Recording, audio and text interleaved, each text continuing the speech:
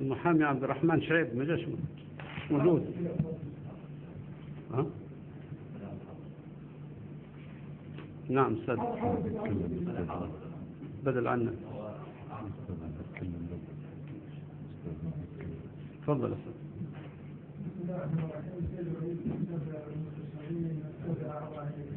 الثاني أستاذ عن المثال الثاني حضرتك. تعال غد يا أستاذ برا. سيد الرئيس، نحن الآن بصدد نظر القضية ظاهرة وليست القضية فكرية كما يقول الزميل ممثل النيابة العامة، وبالتالي جميع الإجراءات وجميع القرارات هي تخص هذه القضية التي أمام عدالة المحكمة الآن، وبالتالي أن المحكمة أصدرت قرارات ولم يتم تطبيقها حتى هذه اللحظة، لأن ما يطلبه الدفاع هو تطبيق قرارات المحكمة بالدرجة الأولى ومساعدة الدفاع بالكشف عن الحقيقة والاتصال بالمعلومات التي داخل الملفات، ولم يتم تحويل المطلوب، والنيابة العامة تعتبر بأن هذه المعلومات تخص القضية كذا.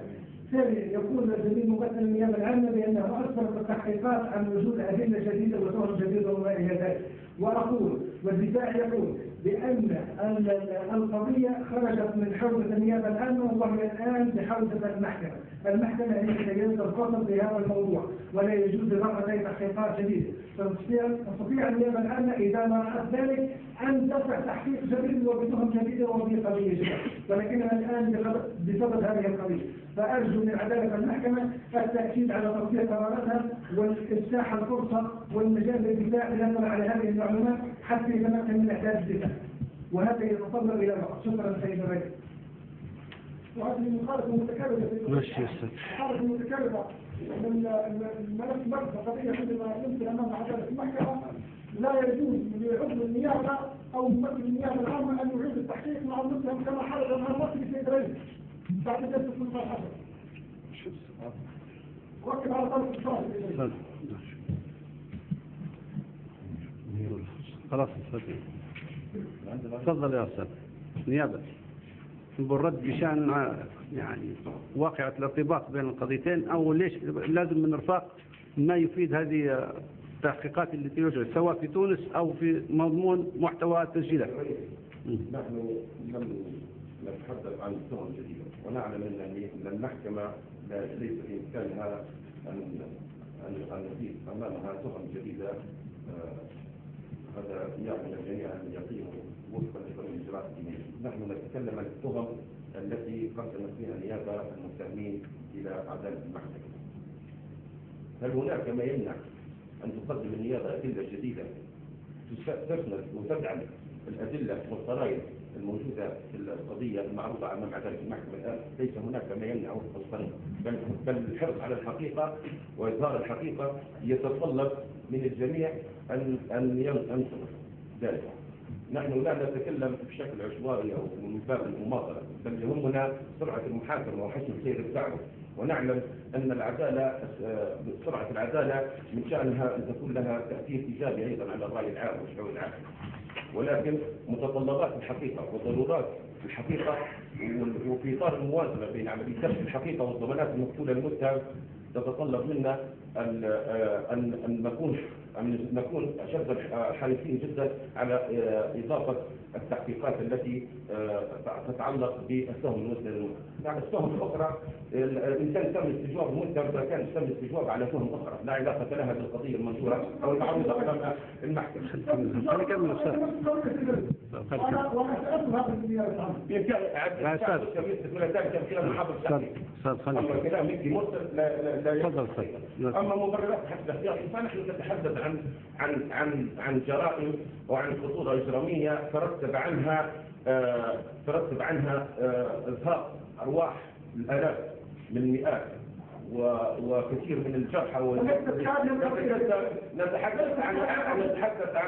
نتحدث عن هذه الجريمة البشعة التي ارتكبت في حق أبناء الشعب الليبي، التي كان المتهم الأول والباقي المتهمين على ساهموا بشكل مباشر وغير مباشر في اختراقها.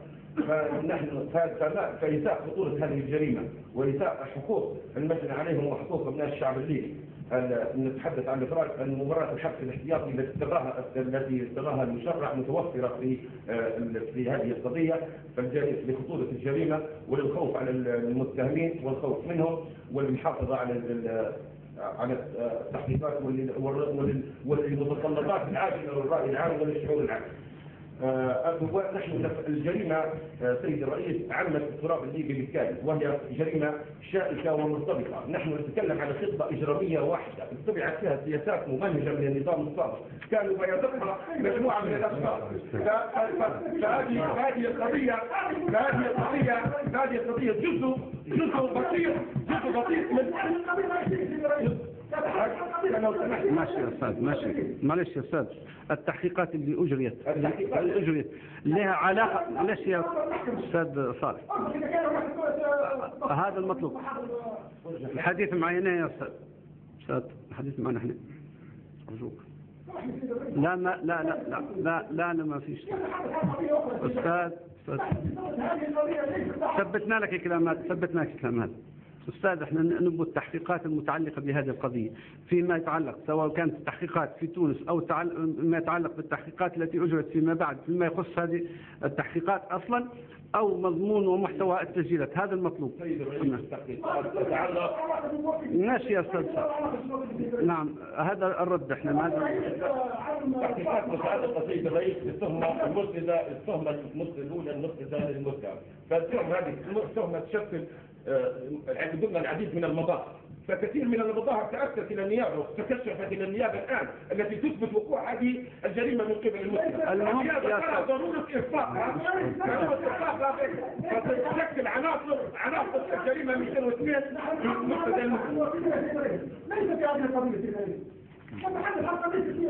يا أستاذ، احنا كل ما يتعلق بهذه القضية، أما فيما سواها فما إن شاء الله خير. احنا كل ما يتعلق بهذا الموضوع فيما يخص بناء على طلب الدفاع أصلا، والأستاذ المحامي المتهم الأول هو الذي طلب التحقيقات التي أجريت في تونس وما يتعلق به. هذا الطلب بناء على طلب الدفاع، واحنا ألزمنا النيابة بضرورة. يا أستاذ صالح، احنا ألزمنا النيابة بضرورة إرفاقها وطلب أجل. خلاص أستاذ، اللي عنده طلبات ثانية أستاذ معاش بالجد يا أستاذ. نعم خلاص تمام، عندك حل.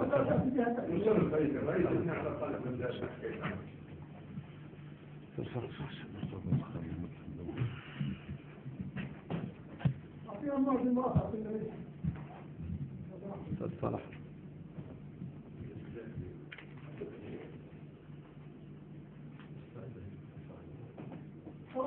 المحكمة تقرر أولا التأجيل لجلسة 7/8/2013 بناء على طلب دفاع المتهم الثالث لحداثة التوكيل وطلبه الاطلاع. ثانيا تكليف النيابة العامة بضرورة استعجال تنفيذ القرارات السابقة فيما يخص إرفاق التحقيقات التي أجريت بتونس. ثالثا ضرورة استعجال إرفاق وتفريغ ومحتوى التسجيلات المرئية والمقاطع الصوتية المذكورة بعد إفراغ كافة محتوياتها، والتي أقرت النيابة فعلا بأنها موجودة بحوزتهم، وأنه تم نقل كل محتوياتها ومضامينها في مستندات مستقلة. إرفاق باقي المستندات المتعلقة بهذه الدعوة، والتأجيل لجلسة 7/8. ورفعت الجلسة.